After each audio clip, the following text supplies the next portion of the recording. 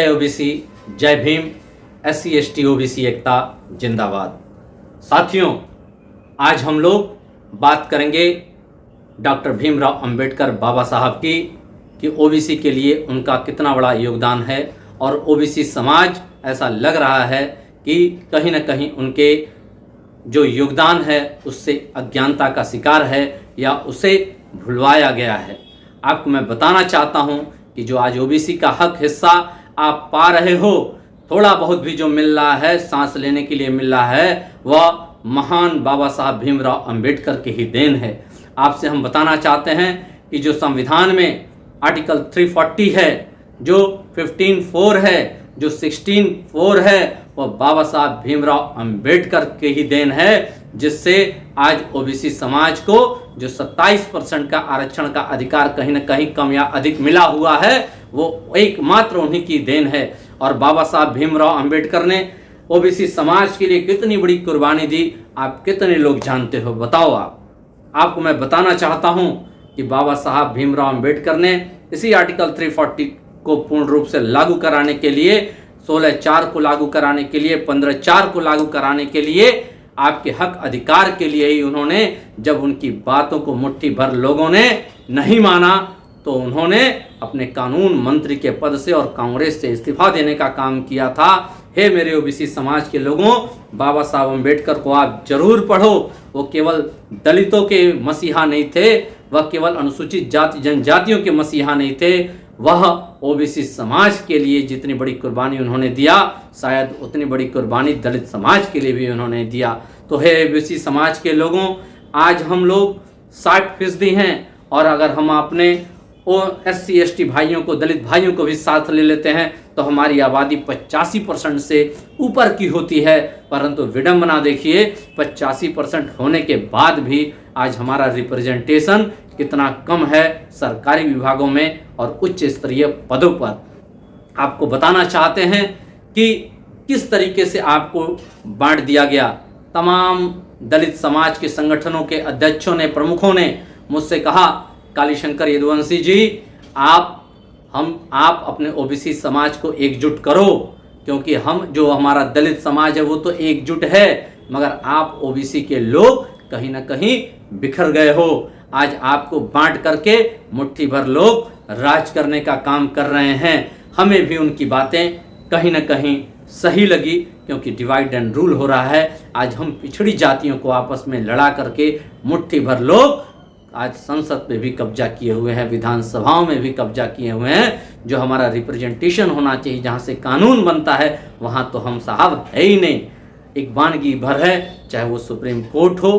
क्या आपके supreme court में कितने ओबीसी समाज के भाई हैं जज, पता कर लेना। और जो सेंट्रल सेक्रेटरीट है भारत सरकार का, वहाँ भी पता कर लेना कितने आपके रहनुमा लोग हैं वहाँ पर। जब हमने RTI किया, जो RTI का जवाब दिया गया, मुझको बताया गया कि 79 सेंट्रल सेक्रेटरीट में ग्रुप A में लोग हैं, उसमें से 6 SC ST समाज के हैं और ओबीसी के 0 हैं। हम किस भुलावे में हैं, किस भटकावे में हैं ओबीसी समाज के लोगों? जागो, क्योंकि कुछ राजनीतिक पार्टियां जातियों के नाम पर बना दी गई, और जातियों के नाम पर बनाने के बाद उनका वोट किस षड्यंत्र के तहत खींच लिया जाता है और उन पार्टियों के एक परिवार को केवल लाभान्वित किया जाता है। सत्ता की अफीम चटाई जाती है उनको, और उस सत्ता की अफीम केवल उनके परिवार के हित के लिए होती है। लाखों करोड़ों समाज के भाइयों का वोट लूटा जाता है, और उस सत्ता के अफीम एक परिवार, जो उसका मुखिया होता है, पार्टी का अध्यक्ष होता है, उसको मंत्री बना दिया जाता है, विधायक बना दिया जाता है, सांसद बना दिया जाता है। बाकी सारे पिछड़ी समाज को घुट घुट के जीने के लिए और मरने के लिए छोड़ दिया जाता है। आप सोचो, आप किस षड्यंत्र के शिकार हो, किस अफीम को खा करके तुम मदमस्त हो। आप सोचो कि आपका भविष्य कल क्या है। आप सोचो आपके बच्चों का भविष्य कल क्या है। अगर सोचोगे नहीं, यह समय ऐसा है कि जो आपको थोड़ी बहुत सांस अपने पूर्वजों के संघर्ष के बल पर मिली हुई है, वो भी दम तोड़ देगी और आप हाशिए पे खत्म होते हुए चले जाओगे। आज आप भीड़ के रूप में हो, आपके वोट को लूटा जा रहा है, और यह भीड़ ऐसी भीड़ है, सरकारी तंत्र में आप चपरासी हो, बाबू हो, मगर जहां मलाईदार पद है, जहां से देश की योजनाओं के लिए बनाई जाती हैं, जहां से इम्प्लीमेंट होता है, वहां तुम्हारा रिप्रेजेंटेशन नाम मात्र का है। तो साथियों, आप जान लेना एक बात कि यह जो लड़ाई है, अब पिछड़े समाज को एकजुट होना पड़ेगा।